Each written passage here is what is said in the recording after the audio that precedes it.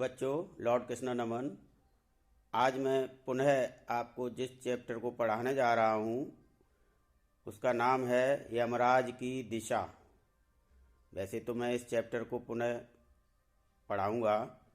Class में मैं आपको इसको समझा चुका हूँ, पढ़ा चुका हूँ, लेकिन शायद कुछ बच्चे उस समय क्लास में उपस्थित नहीं थे, तो मैं एक बार फिर आपके सामने इसको समझाने जा रहा हूँ। आशा करता हूँ आप लोग समझेंगे, जानेंगे और उसके बाद इसकी व्याख्या करने का प्रयास करेंगे।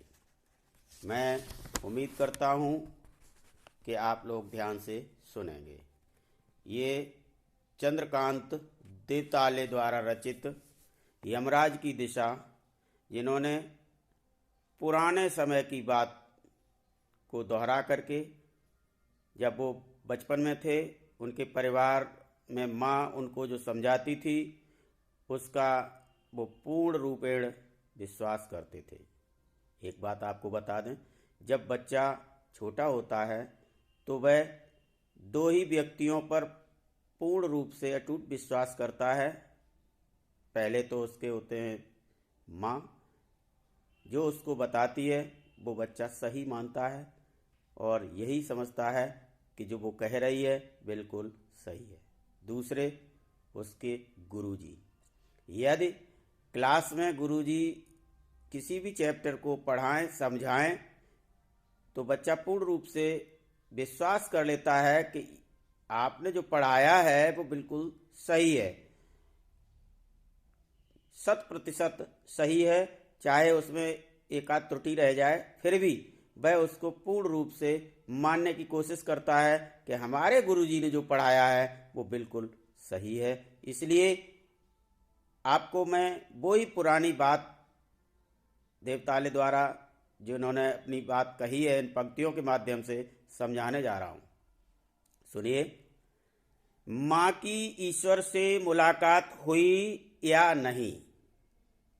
माँ की ईश्वर से मुलाकात हुई या नहीं कहना मुश्किल है, पर यह जताती थी जैसे कि ईश्वर से उसकी बातचीत होती रहती है। पर वह जताती थी ऐसे जैसे कि ईश्वर से उसकी बातचीत होती रहती है और उससे प्राप्त सलाहों के अनुसार जिंदगी जीने और सुख दुख बर्दाश्त करने के रास्ते खोज लेती है। जब माँ लेटा करके बच्चे को सुलाने की कोशिश करती है, फिर कहती है बच्चा सो जाओ, बेटा सो जाओ, भगवान आएंगे, आपको अच्छे अच्छे दर्शन देंगे, या किसी भी तरह का ऐसा बहाना बना करके बच्चे को सुलाने की कोशिश करती है। फिर बच्चा कहता है और कोई कहानी सुनाओ, तो वो किसी तरह से बना बनू करके कहानी सुनाती है। बच्चा उस पर पूर्ण रूप से विश्वास करता है। ठीक उसी समय के बचपन की बात है। देवताले जी कहते हैं कि हमारी माँ मुझे इस तरह की शिक्षा देती थी जैसे कि वो बिल्कुल भगवान के द्वारा प्राप्त आदेशों को हमें समझा रही है। तो कहते हैं कि माँ की ईश्वर से मुलाकात हुई या नहीं कहना मुश्किल है, पर वह जताती थी जैसे ईश्वर से उसकी बातचीत होती रहती है। ऐसी बात बता देती थी, देखो भगवान ने कहा है ऐसा कर लो तो बहुत अच्छा रहेगा, भगवान ने कहा है अच्छे अच्छे ढंग से पढ़ो तो अच्छे नंबर आएंगे। तो वो इस तरह की बात करती थी जैसे भगवान का आदेश लेकर के आई है और वो हमें समझा रही है। और वो बताती थी कि जो ईश्वर उन्हें सलाह देते हैं उन्हीं के अनुसार चल करके अपनी जिंदगी के सुख दुख बर्दाश्त करने की क्षमता भी हमें उन्हीं ईश्वर से प्राप्त होती है और मैं अपना जीवन जी लेती हूँ और नया रास्ता खोजने का प्रयास करती है। इसी के आगे वो कहते हैं, माँ ने एक बार मुझसे कहा था, बहुत अच्छी बात बताइए, समझिएगा। माँ ने एक बार मुझसे कहा था, दक्षिण की तरफ पैर करके मत सोना। क्या कहा था? दक्षिण की तरफ पैर करके मत सोना। अब बच्चे ने प्रयास किया पूछने का, क्यों? हर बच्चा अगर कोई प्रश्न करो या कोई समझाओ तो प्रश्न जरूर करेगा, ऐसा क्यों? तो उन्होंने कहा क्यों? तो वो कहते हैं वह मृत्यु की दिशा होती है, वह मृत्यु की दिशा होती है। और यमराज को क्रुद्ध करना बुद्धिमानी की बात नहीं है। उन्होंने कहा देखिए बेटा, दक्षिण की दिशा की तरफ पैर करके न सो। जब जिज्ञासा बालक ने पूछा तो उन्होंने कहा वह मृत्यु की दशा होती है। अगर भगवान दक्षिण की तरफ पैर करके सोओगे तो ये वहां जो यमराज है, मृत्यु की दशा, मृत्यु किसके पास, यमराज ही तो लेने आते, तो यमराज क्रुद्ध हो जाएंगे और उनको क्रुद्ध करना कोई अक्लमंदी नहीं है। बालक समझ गया, ठीक है भाई, हमें यमराज को क्रुद्ध नहीं करना है और हम इसे मृत्यु की दिशा की तरफ पैर करके नहीं सोएंगे। अब देखिए इसमें दो उदाहरण के तौर पर समझिए, दो बातें सामने आती हैं। एक तो सामाजिक, जिस तरह से बड़े बूढ़े लोग समझा देते थे वही बच्चे मान लेते थे। दूसरा साइंटिफिक तरीका भी है, क्योंकि उत्तरी ध्रुव, जब आप उत्तर की तरफ सिर होगा, जब दक्षिण की तरफ पैर होंगे तो उत्तर की तरफ सिर होगा और आकर्षण शक्ति उत्तरी ध्रुव की आपके दिमाग को कमजोर कर देगी, दिमाग में सोचने की शक्ति को कमजोर करेगी। तो इसलिए जब दक्षिण की तरफ पैर होंगे और उत्तर की तरफ सिर होगा तो कभी ऐसी दिशा में नहीं सोना चाहिए, बुद्धि कमजोर होती है। ये साइंटिफिक तरीका है। दूसरा, अब चूंकि माँ तो नहीं जानती थी साइंस का क्या तरीका है क्या नहीं है, तो वो उन्होंने सीधा सा कह दिया भैया दक्षिण दिशा में पैर करके मत सोना, क्योंकि दक्षिण दिशा में पैर करने से यमराज क्रुद्ध हो जाएंगे और यमराज क्रुद्ध हो गए तो आपको अपने साथ ले जाने का प्रयास करेंगे।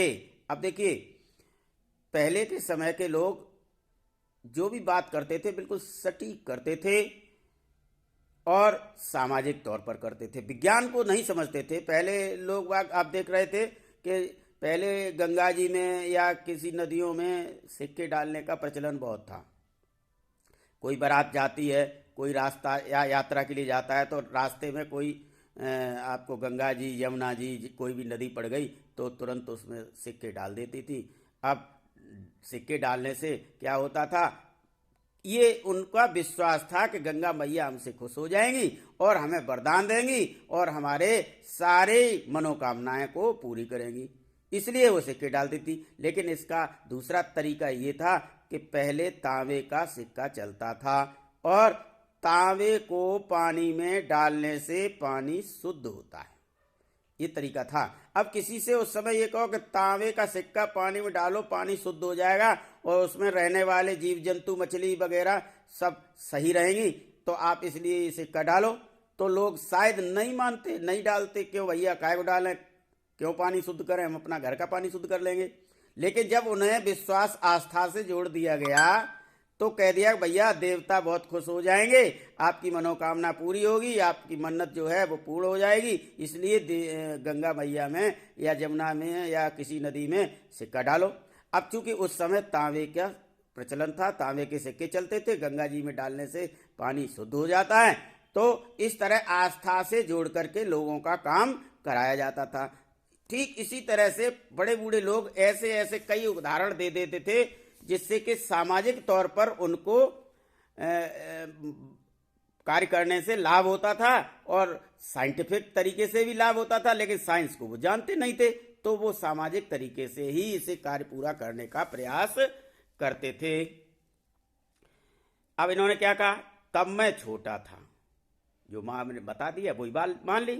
तब मैं छोटा था और मैंने यमराज के घर का पता पूछा था।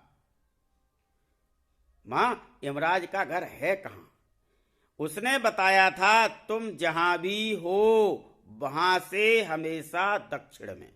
समझ लीजिएगा, जब एक बार उन्होंने रोका कि दक्षिण की दिशा में पैर करके नहीं सोना है, तो उन्होंने कहा कि यमराज का घर कहाँ है, तो उन्होंने कहा कि देखिए तुम जहां पर हो वहां से ठीक दक्षिण दिशा में यमराज का घर है। तो उन्होंने कहा अरे दक्षिण का घर, यमराज दक्षिण दिशा में रहते हैं। फिर उनकी बात मान ली उन्होंने। फिर कहा माँ की समझाइश के बाद, इसमें देखिए शब्द का थोड़ा सा घुमा के किया है, समझाइश, समझाने के बाद, समझाइश के बाद। माँ की समझाइश के बाद दक्षिण दिशा में मैं पैर करके कभी नहीं सोया। जब माँ ने बता दिया तो मैं उसके बाद से कभी भी दक्षिण दिशा में पैर करके नहीं सोया। और यहाँ तक बड़ा भी हो गया हूँ तो भी अपने बच्चों को भी यही बताता हूँ कि दक्षिण दिशा में पैर करके मत सोइएगा। अब चूंकि मैं समझदार भी हो गया हूँ तो दूसरा ये सामाजिक उदाहरण दे करके या साइंटिफिक तरीके से भी, दोनों तरीके से आपको लाभ है। इसलिए मैं कभी भी दक्षिण दिशा में पैर करके नहीं सोया। अब उन्होंने क्या कहा, और इससे इतना फायदा जरूर हो गया। बच्चा देखिए, जब ये बात मान ले मां ने ये कहा था इसका कार्य को नहीं करना, तो वो पता चल जाता है। तो इन्हें भी पता चल गया कि दक्षिण दिशा को खूब अच्छी तरह से पहचान गए। दक्षिण दिशा पहचानने में मुझे कभी मुश्किल का सामना नहीं करना पड़ा। इतना फायदा हो गया कि मैं अब दक्षिण दिशा को बहुत अच्छे ढंग से समझ गया कि ये दक्षिण दिशा है, इधर कभी भी पैर करके नहीं सोना है। ये बात उनके दिमाग में बहुत अच्छे ढंग से बैठ गई। माता ने कहा था कि दक्षिण दिशा में पैर करके नहीं सोइएगा, और मैं उससे कभी भी उसके बाद दक्षिण दिशा में पैर करके नहीं सोया, और मुझे खूब अच्छी तरीके से दक्षिण दिशा पहचानने में सहायता मिली। मैं दक्षिण में दूर दूर तक गया। अब देखिए, जब वे बड़े हो गए तब अब बता रहे हैं अपनी बात। मैं दक्षिण में दूर दूर तक गया और मुझे हमेशा मां की बात याद आई। दक्षिण को लांघ लेना संभव नहीं है। भाई इतनी बड़ी दक्षिण दिशा है, इसको ऐसा तो है नहीं छोटी मोटी जगह है लांघ जाओ, जहां तक जाओ दूर तक चलते चले जाओ, दक्षिण दिशा खत्म ही नहीं होने वाली है। तो उन्होंने कहा दक्षिण को लांघ लेना संभव नहीं है। होता छोर तक पहुंच पाना, ये तो जरूर हुआ कि मैं उसके किनारे तक पहुंच गया। तो पहुंच पाया तो क्या हुआ, यमराज को देख लेता। अब दक्षिण दिशा लांघ तो नहीं सकता था, लेकिन उसके किनारे अगर पहुंच जाता तो यमराज का घर ही देख लेता कि कहाँ रह रहे हैं भैया। पर आज जिधर भी पैर करके सो,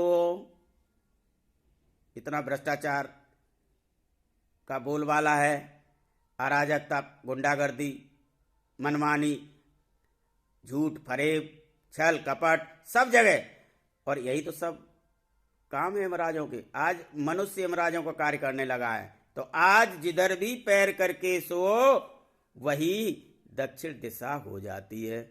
अब जरूरी नहीं पर्टिकुलर आप दक्षिण दिशा में जाए तभी हो ना, जब आप पैर करके जिधर भी देखो वही दक्षिण दिशा है। हर जगह यमराज है, हर जगह यमराज बैठे हुए, हर क्षेत्र में यमराज बैठे हैं। सभी दिशाओं में यमराज के आलीशान महल है। लोगों को लूट करके घसोट करके उन्होंने अच्छे अच्छे आलीशान महल बनवा रखे हैं। ये किनके महल हैं? वास्तविकता में यमराज के ही महल हैं। और वे सभी में एक साथ अपनी दहकती आंखों सहित विराजते हैं, और उन मकानों में अपनी लाल आंखें करे हुए अपने घरों में विराजमान हैं। हर घर में यमराज विराजमान हैं। कोई अच्छा कार्य करना ही नहीं चाहता। लूट खसोट मक्कारी चालाकी सारे लोगों में बस गई है। इसलिए अब तो पता ही नहीं चलता यमराज। पहले तो माँ ने कहा था कि दक्षिण दिशा में यमराज हैं, इधर मतलब नहीं जाना, लेकिन अब तो जहाँ जाओ वहाँ यमराज मिल रहे। जहाँ जाओ वहाँ पर चालाकी है, मक्कारी है, फरेब है, छल है, कपट है, और एक दूसरे को धोखा देने का प्रयास है। ये सारे काम यमराज के हैं, सो अब इंसान कर रहा है।